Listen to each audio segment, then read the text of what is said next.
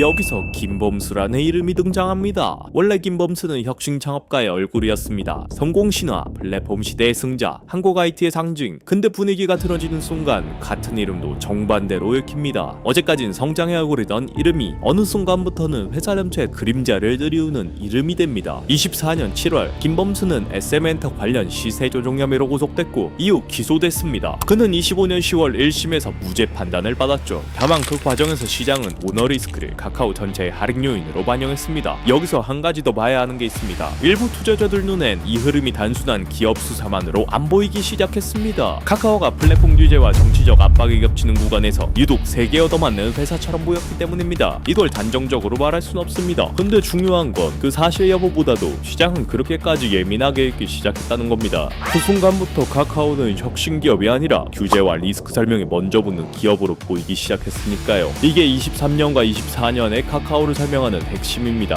실적 부진이 아니라 신뢰 할인, 앱을 안 쓰게 돼서가 아니라 시장 머릿속에선 카카오라는 이름 옆에 붙은 단어가 확 귀엽기 때문에 울렸던 겁니다. 그렇게 오래 맞던 카카오가 25년에 다시 살아나는 장면이 나옵니다. 여기서 재밌는 건 카카오가 갑자기 완전히 다른 회사가 돼서 오른 게 아니라는 점입니다. 시장에 다시 좋아 보이는 언어가 붙은 겁니다. 그 단어가 바로 AI였습니다. 오픈 AI, 협업, 카카오톡 위의 AI, 국민 앱에 AI를 얻는 이야기. 이건 시장이 좋아할 수밖에 없는 재료였습니다. 왜냐면 카카오는 기술만 있는 회사가 아니라 이미 매일 열리는 앱을 가지고 있는 회사였기 때문입니다. 즉 이 순간 카카오는 다시 문제 많은 플랫폼이 아니라 AI를 가장 현실적으로 붙일 수 있는 국민 앱처럼 보이기 시작했습니다. 25년 2월 오픈 AI와 카카오는 한국형 AI 공동 개발을 발표했고 카카오는 카카오톡과 신규 AI 서비스에 오픈 AI 기술을 활용하겠다고 밝혔습니다. 발표 직전 카카오 주가는 장중 9%까지 뛰었다가 마감 기준으로 2%까지 하락했습니다. 근데 여기서 또 한쪽만 보면 안 됩니다. 이 반등을 그냥 AI 버블 한 줄로 끝내면 또 판을 반만 보는 겁니다.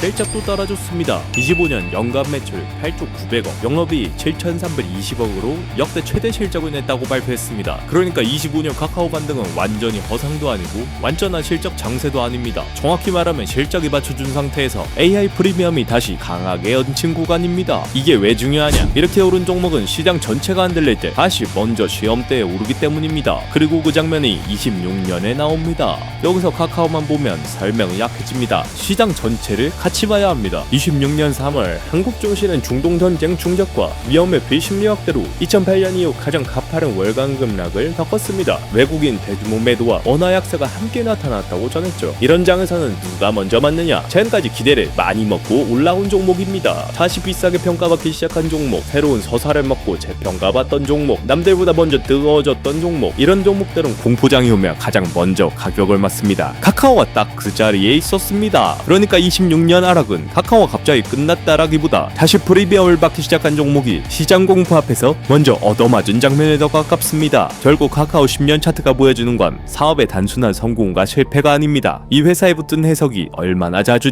뒤집혔는지입니다. 한때는 플랫폼 끝판왕처럼 보였고, 한때는 너무 커져서 무서운 회사처럼 보였고, 한때는 오너 리스크와 규제의 상징처럼 보였고, 또 한때는 AI 시대에 다시 살아날 수 있는 회사처럼 보였습니다. 주가는 그 얼굴 변화를 그대로 따라갔습니다. 그래서 카카오 주가를 가장 정확하게 설명하는 문장은 이겁니다. 카카오는 망한 회사가 아닙니다. 문제는 시장이 이 회사를 한 번은 제국으로 읽고, 한 번은 독점으로 읽고, 또 한 번은 혁신으로 읽었다가 다음에는 리스크로 읽었다는 겁니다. 그리고 주가는 그 해석이 바뀔 때마다 잔인할 정도로 다시 가격을 매겼습니다. 정리하겠습니다. 카카오는 17만 3천원까지 갔던 건 메신저 회사였어가 아닙니다. 시장이 카카오를 한국 플랫폼의 끝판왕처럼 봤기 때문입니다. 카카오가 길게 무너졌던 건 앱을 사람들이 안 써서가 아닙니다. 시장이 이 회사를 혁신보다 규제와 시스템 리스크의 언어로 읽기 시작했기 때문입니다. 카카오가 25년에 다시 오른 건 갑자기 완전한 새 회사가 돼서도 아닙니다. 실적을 받쳐주는 상황에서 AI라는 새 프리미엄이 다시 붙었기 때문입니다. 그리고 26년 다시 밀리는 것, 그 기대가 시장 공포 앞에서 다시 가격 조정을 받고 있는 장면에 가깝습니다. 카카오 주가는 실적보다 시장이 이 회사에 얼마나 큰 프리미엄을 붙이느냐, 이걸로 움직입니다. 그리고 그 프리미엄은 기대만큼 쉽게 만들어지고